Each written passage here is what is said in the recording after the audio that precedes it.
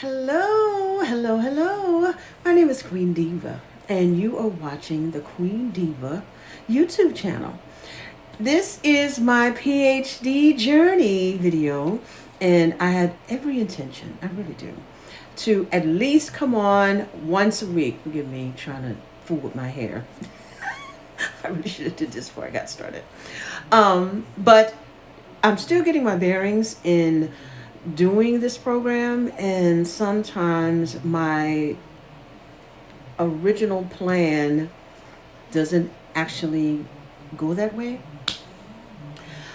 Okay, so this is my fourth week in my second course, and so far I have an A minus average, and I'm not really all that happy about that because I like the A, and I really am a perfectionist when it comes to that. And I've been getting B minuses on a couple of assignments, and I ain't really feeling that.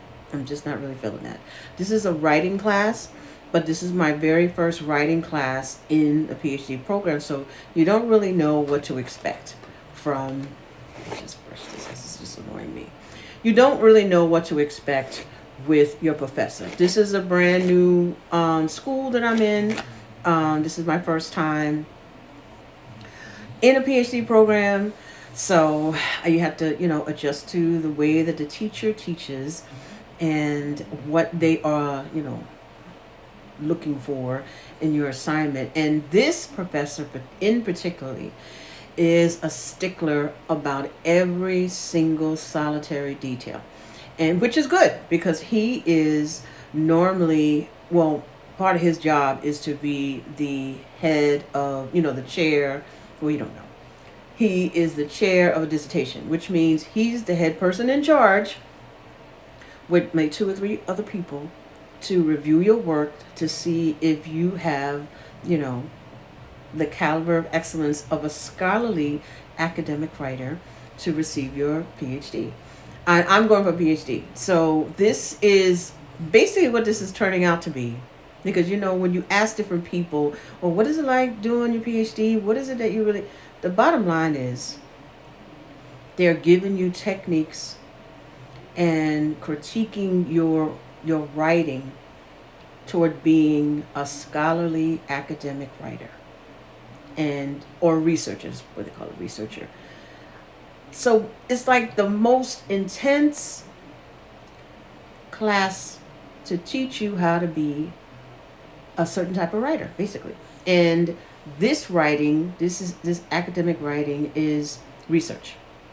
And it could be what's great about this is that you can research whatever topic you want. I want to do music education. I want to write about the lack of African American music studies as a degree program in America.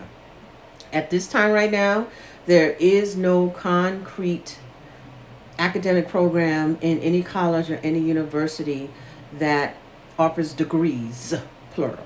Now, they may offer a minor, they may offer an appreciation class, but they don't offer like an associate's or a bachelor's or a master's they don't offer that. And I truly believe that they should. African American music is one of the number one genres in the world. All the jazz, well, not jazz, but hip hop, R&B, soul, pop, R&B, so all of that. Black musicians have contributed to that. And there is no concrete history, class, course, nothing. And there should be. Because everyone, pretty much, not everyone, but most of the world listens to or have listened to, participate, excited about, African American music. So there should be a curriculum. So that's what I'm working on and trying to piece out how I'm going to write it. And so in this class in particular, I'm doing things I've never done before. But not only you got to do it, but you got to do it, learn it quickly, because you're moving along to the next thing, because this is all steps toward working. You see, I thought, because it wasn't really explained to me thoroughly, I thought you take all the classes and then you write the dissertation. No. Every single class is a step toward completing your dissertation. Every class. And they tell you 3 years. The most they said is 6 years. It could be a little longer depending on your research. and how much you need, or if you have any you know roadblocks along the way, which can happen. I have in my mind about 4 years. I'm saying about 4 years. It may be sooner, but I'm saying 4. 3 is what they're saying. I'm saying 4. Just have my mind, my headspace for the next 4 years. Yes, my mind, my headspace. But we'll see. We'll see. I am enjoying every step of the way. And I go to the office hours every Sunday. And the office hours for an hour. At first we were doing it as a group session. But as soon as the professor said, this is not mandatory, nobody else was showing up. But I am going to go every Sunday, if possible, every Sunday, for that hour that he allots for us to speak with him and pick his brain. I'm really ahead of the game because I already know what I want to write about. I already know what theory I want to use. I made up a theory. I already know no, I'm using a theory, critical race theory.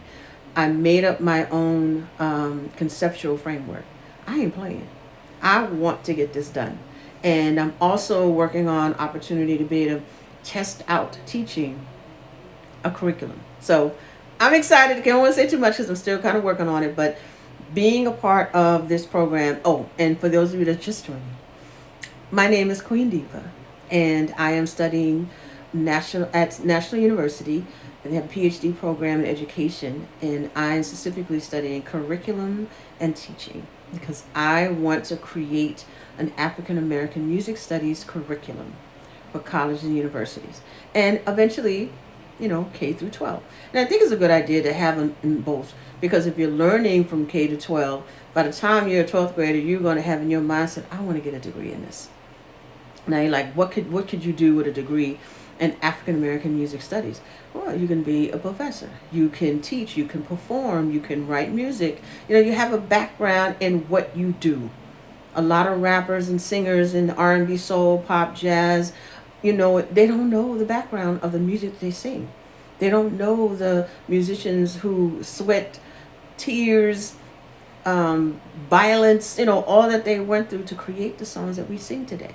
And songs that we listened to growing up, and songs that we've heard our grandmother or our great-grandmother or our great-great-grandmother sing. We should know that history. It's very important to know your history, because if you know where you're from, you know what you've done, you know where you're headed, you'll have that wisdom and knowledge and understanding because you'll know who you are. And that's for anyone who sings R&B, soul, hip-hop, gospel, whatever, that was created by African American, because all those genres I just listed were created in America. And they were created by African Americans. And so it makes sense to know the history of what you're singing. We learn the history because I went to Prairie View A&M University, part of Texas A&M system, and we studied classical. We learned Latin, we learned French, German, Italian. We learned their history. Am I singing classical music today? No. Am I using the techniques I learned? Yes. I am using the techniques I learned in classical music. But at the same time, I had to learn about Negro spirituals and we did sing it, but not the history behind it. I had to learn about that. I had to learn about gospel and the background of gospel music and who wrote it and the hymns and the songs and the spiritual songs. That should be taught in class. So that is my update for my PhD journey.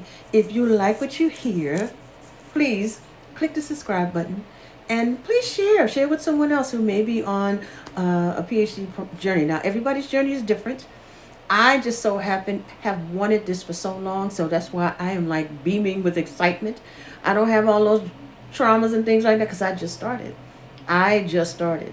And I am doing the writing technique part right now. I haven't started writing anything, just learning the technique. And so far, I'm enjoying every bit of it. Thank you for watching. I'll be back again to update you on my PhD journey. I'm Queen Diva. Shine resplendently.